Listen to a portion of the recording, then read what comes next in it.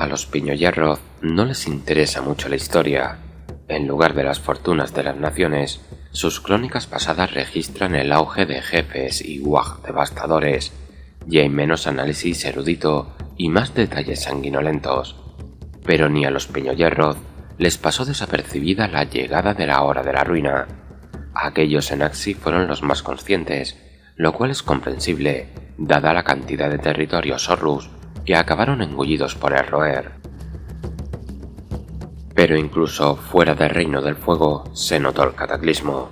Eztramboticoth y Muzicoth de guerra empezaron a murmurar sobre fuerzas intrusas en el Gran Verde, pues las energías del Wa que habían reinado en el tiempo de la bestia ahora se veían asaltadas y deformadas por la creciente esencia de la ruina. Si alguien piensa que eso provocaría miedo existencial, es que no entiende la psique de los gorquistas. La mayoría de los Piñoyerroz se encogieron de hombros, motivados por sus éxitos en el tiempo de la bestia y seguros de la victoria. Algunos incluso estaban emocionados. Si bien los arteros Skaven no eran su rival favorito, las legiones acorazadas de los dioses oscuros eran otro cantar. Otros Horrus vieron con admiración la destrucción de Fuerte Gardus en Ghyran, obra de Krathog Partecuerno y Zogrog Rompeyunquez. Reventar fortalezas se convirtió en una obsesión para muchos Piñoyerroz. Dado que Fuerte Gardus se llamaba así por uno de los jefazos al servicio del dios martillo, cualquier lugar con el nombre de un campeón famoso se convirtió en un blanco señalado. Esto no fue muy favorable para varios puestos defensivos sinmaritas con nombres de santos y fortalezas impías de señores del caos. Pero hasta el Orruk más indiferente sabía que había algo antinatural en el aire. Salían Skaven de cada recoveco. Los yermos salvajes se tornaban más diabólicos. Lo que empezó como una buena pelea se estaba volviendo cada vez más siniestro. Frente a este apocalipsis inminente, los clanes pasaron a la ofensiva. Rebanadoras en mano, se lanzaron de cabeza a las tierras anatema. Regresar con vida era una meta secundaria. El objetivo de los Piñoyerroz era demostrar que la fuerza bruta podía igualar las argucias de los Skaven, sin importar qué trucos usasen estos. Al fin y al cabo, mostrar miedo ante lo que literalmente eran roedores era la clase de vergüenza que un Orruk no podía permitirse. Había un jefe, sin embargo, que tenía planes más ambiciosos. Gordrakk, el puño de Gorko, no había estado ocioso desde que lo expulsaron de Stelsis. El megajefe seguía planeando asaltar a Tyr e inducir una ira barbárica en Sigmar que holgazaneaba en su trono celestial. Ahora adoptaría una táctica más astuta y aunque no tenía ni idea de a dónde había ido Kragnos, estaba decidido a demostrar que nunca había necesitado la ayuda del impredecible dios del terremoto. Capturar a la poderosa Colmillodrag en los fosos rectantes de Garrentia había sido idea de Gordrakk, pues al atravesar las puertafauces ubicada en la boca de la bestia divina, sus ejércitos podrían entrar en 8 partes. En esa tierra corrompida se alzaba la puerta meteórica, un enorme portal sellado que llevaba a Tyr. Así, Gordrakk y su gran Wa, lleno de mandamalos y de su élite de Piñoyerroz, se zambulleron en el infierno. 8 partes es el dominio de Archaon el elegido y sus sirvientes. Al principio, eso les pareció una ventaja a los jefes del Wa, un buen calentamiento para sus chicos mientras se abrían paso por el páramo Viento Sangriento, el yermo que se extendía más allá de la puertafauces. Desde luego, no les faltaron oportunidades de pelear. En el yermo de ceniza de Kardep, una horda del caos fue despedazada por los Orruk, y Gordrakk desmenuzó a sus comandantes hermanos, príncipes Daemonio, con su par de hachas, una para el sanguinario guerrero y otra para el temible hechicero. Pero cuanto más se emocionaba el Wa, más difícil era controlarlo. Las peñas pronto empezaron a dispersarse. Algunos fueron a levantar tótems en las montañas apilacráneos o a cazar abominaciones mutantes en la cuenca del lago de sangre. Gothgrog, Garra Roja, lideró varias grezcas contra la ciudad saqueadora de Kargrad. A veces parecía como si toda esa tierra inestable tratase de separar a los Horrus, como si de verdad la voluntad de Archaon obrase a través de ella. Los Horrus que quedaban se iban impacientando y temían que Gordrak perdiese los estribos por tanto retraso, pero, aunque no paraba de repiquetear con sus hachas y en ocasiones le abría la cabeza al que le molestase, el megajefe se mantuvo centrado. Reuniría a sus guerreros descarriados de un modo u otro, o enviaría subordinados a por los que estaban muy lejos. Mayores desafíos les aguardaba de camino a la puerta meteórica, no solo las huestes del elegido, sino que había rumores de disciplinadas legiones no muertas, pero los Piñoyerroth jamás se acobardaban ante una batalla.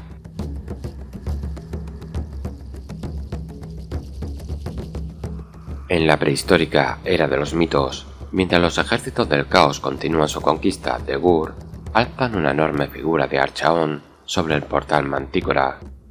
En lugar del valor estratégico de este portal de reino, lo que atrae la atención y despierta la ira de los Rebanadorath es el propio ídolo. Los Horrus descienden sobre la fortaleza construida en torno al portal, masacran a la mayoría de los defensores y vandalizan el casco de la estatua para que parezca el rostro sonriente de Gorko. Ofendidos por el insulto a su amo, la guardia de Varan de las Espadas del Caos acude para supervisar la reconstrucción de la fortaleza y la estatua, y sin falta, los Horrus atacan de nuevo y cambian la cabeza del monumento por una cara de Grodd de madera. El elegido redirige fuerzas sustanciales para defender el portal Mantícora ante los Rebanadorath, lo que da a varias tribus sigmaritas aún sin corromper tiempo para huir a Azir a salvo del caos.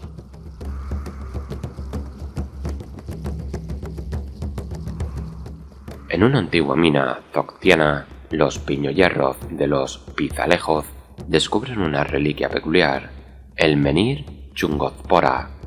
El ídolo, envuelto en una oscuridad perpetua, emite un pulso verde cada cierto tiempo, durante el cual los patrones tallados en su superficie se iluminan. La penumbra se agita y escupe garrapatos de piel sombría y pálidos Grods lunáticos tan idos de la cabeza que apenas son conscientes de que los han arrancado de sus guaridas lejanas. La importancia de descubrir un tipo de portal de reino portátil, aunque sea de un solo sentido, se les escapa a los Horrus. En lugar de eso, se les ocurre un uso más práctico para el ídolo y los mequetrefes que invoca. Atan al menhir y otras rocas brillantes a las bestias peludas de las llanuras, luego las montan hasta un puesto defensivo cercano y esperan a que el ídolo emita su pulso. Para alegría de los Piñoyerroth, los garrapatos saltan ansiosos sobre las murallas y se comen las cadenas de la puerta y los alarmados defensores, dejando entrar a los Horrus.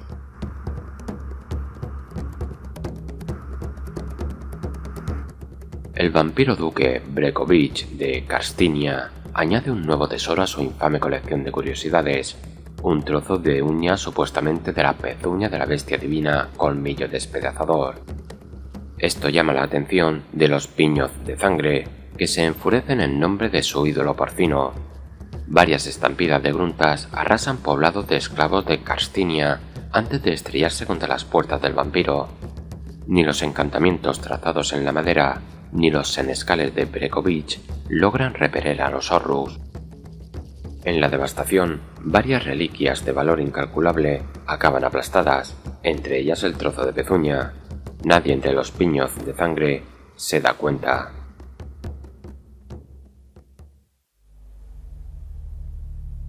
La calle de los Humanejoth estaba flanqueada de estatuas de santos y dioses. Las casas eran tan austeras como sus chozas, pero a alguien se le había ocurrido pintarlas de dorado. Brillaban gemas en los dinteles y en los ojos de los héroes de piedra. Algunos parecían tan elegantes que seguramente tendrían un futuro tras la guerra. Grungoth se alegraba de que estuviera en llamas. Los ornamentos le molestaban. Los Humanejoth al fondo de la calle que disparaban aterrorizados sus palos explosivos también le molestaban, incluso más, porque aún seguían en pie. —¿Nos vamos ya? —preguntó el recio. Se sentó sobre una columna derribada, golpeando la rebanadora contra la palma de la mano. El resto de la peña iba de un lado a otro sin rumbo, pegándose cabezazos o arrancando trozos de mampostería. —El jefazo dijo que vigiláramos al chamán —dijo Thor—. señalando con el pulgar a un lado. Giftgob estaba encorvado junto a una estatua caída, murmurando. Cada golpe de su báculo hacía que repiqueteara la mandíbula del cráneo colgado en lo alto. Los Zorrus lo miraban con desconfianza y se apartaban cuando hablaba más fuerte. Brugh, el líder de la peña, se divertía poniéndose delante del enemigo para que los disparos rebotaran en su armadura abollada. «¡Qué rollo!», dijo Grungoth. Otros también refunfuñaron, pero en voz baja para no molestar al lanzahechizos. Los golpes de la rebanadora de Grungoth cada vez se oían más. Distraído, se puso a pensar qué pasaría si estampara la empuñadura del arma contra la nuca del chamán. De repente, Giftgob giró sobre los talones como si un dios hubiera tirado de un hilo. Grungoth dio un respingo y desterró los pensamientos desleales. Los ojos del chamán lanzaban chispas. Se puso a gritar y a escupir un ectoplasma de color esmeralda antes de golpear el suelo con el báculo con fuerza suficiente para agrietar la piedra. Una sombra se cernió sobre la calle y descendió un enorme pie verde lleno de verrugas. Brugh apenas pudo pestañear antes de que lo aplastara. Un segundo pie dejó un cráter justo delante y la aparición mágica del Wa fue dando pisotones por la calle. Se oyó el grito de los humanejos al borde del pánico y luego un crujido húmedo seguido de silencio. Todo acabó de forma insultantemente rápida. Grungoth parpadeó y se volvió hacia Giftgob, como el resto de sus compañeros. El chamán parecía haber recuperado la calma e intercambiaba gruñidos con el cráneo de su báculo. El sonido de espadas entrechocando en otra calle perturbó la calma. Como no parecía haber voluntarios para jefe, Grungoth carraspeó, se golpeó los muslos cubiertos por la armadura y se puso en pie. «Pues nada, chicos, vamos a por más humanejos».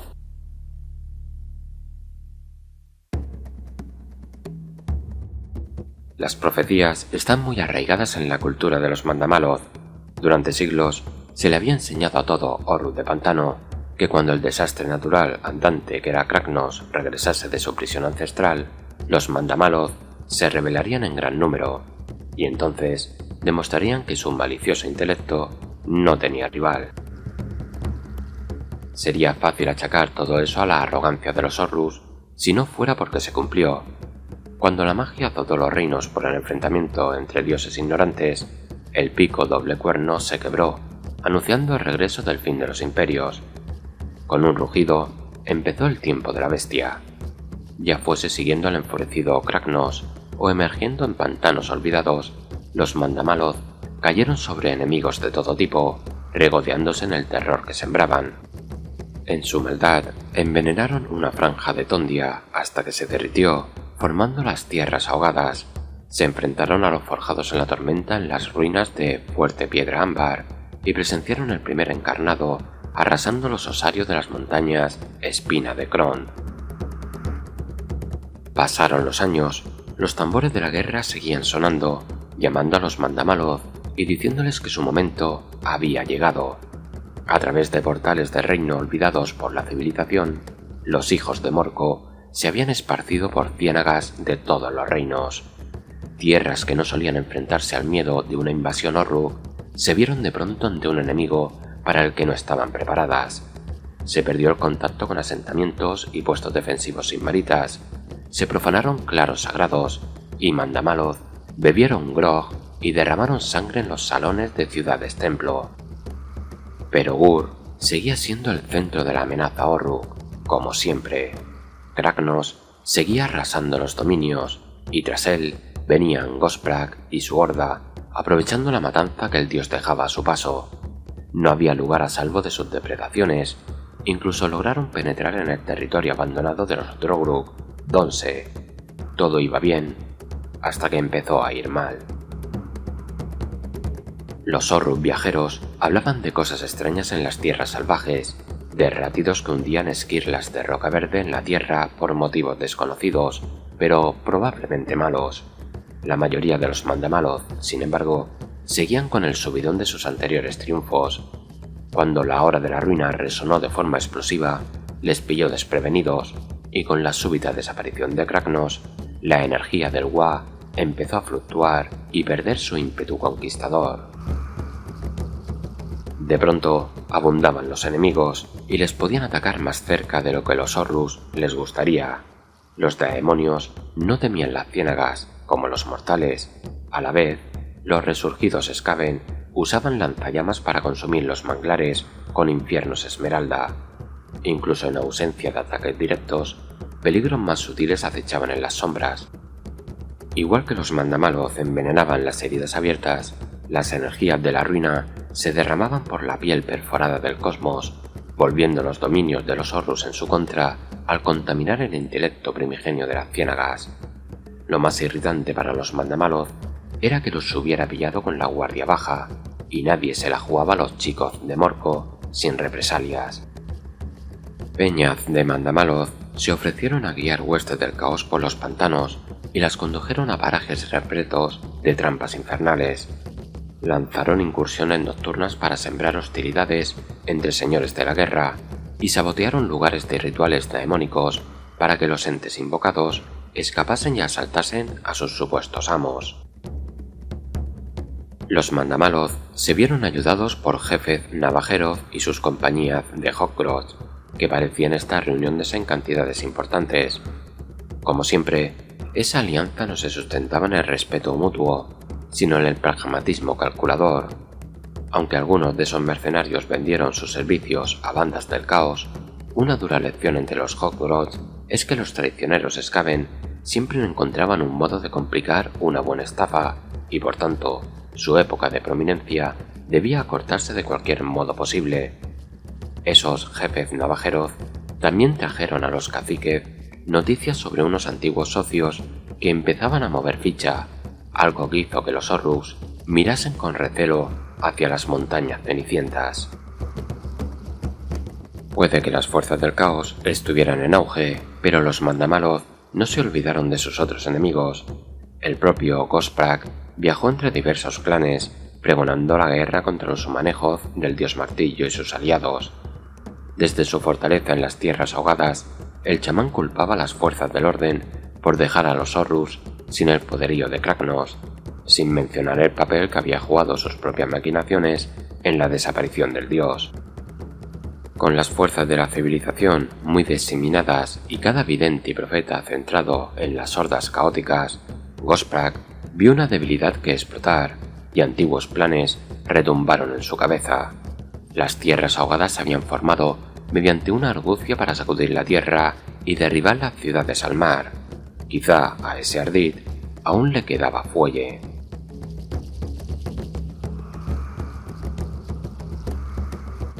El intercambio de material bélico entre clanes mandamaloth y corruptos duardinos adoradores de Hasud se derrumba en las guerras de la promesa rota, donde ambos bandos afirman haber traicionado al otro. Ingenio cruel y magia pantanosa se enfrentan a industria infernal. Finalmente, interceden los Hawkgroth, viendo potencial lucrativo en posicionarse como intermediarios de estas dos fuerzas ahora enemistadas. Retoman su siniestro comercio, pero muchos chamanes Horus empiezan a trabajar en venenos capaces de abrumar incluso la robusta constitución de los duardinos, por si acaso.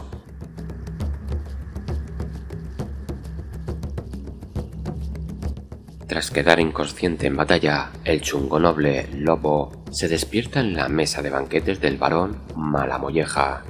En vez de servir de aperitivo, el Orruk se ofrece a ayudar al abominable de poca monta a superar a sus rivales y expandir sus territorios en Halos.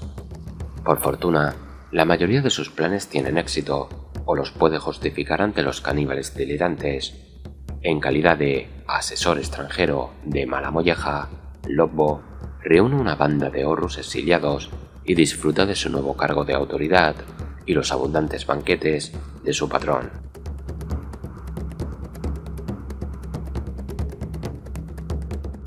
Al darse cuenta de que unos mercenarios Hawkgroth le robaron su cuchillo favorito, Gorg, Diente Negro, reúne a sus ogos más duros y parte tras los ladrones hacia el este de Korrok. Meses después, el ogo regresa a su tribu solo, magullado y con la armadura hecha trizas. Entre balbuceos, cuenta relatos exagerados sobre enfrentamientos con peñas de Hawkgroth asesinos con dagas y carruajes tirados por bestias, montados por crueles caudillos y cargados con montañas de botín saqueado. Gorg se convierte en el hazmerreír de las mascatribus de Tondia, pero ningún ogor tiene prisa por ir al este y demostrar que se lo ha inventado.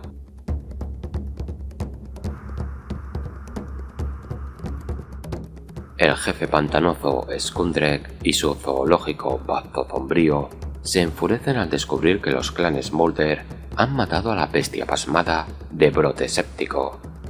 Entre los restos de carne yace una rata titánica, con una de sus 2 cabezas cortada y la otra viva. El maestro Moulder, Grich, cosido a un cuerpo monstruoso por secuaces traidores, acepta compartir los secretos de moldeado de carne. Convence a Skundrek de lanzar su zoológico potenciado contra los rátidos, y el Orruk acepta. Por desgracia para Grich, su plan de dominar a los Skaven se frustra cuando Skundrek decide que las bestias de los fosos Moulder están hambrientas.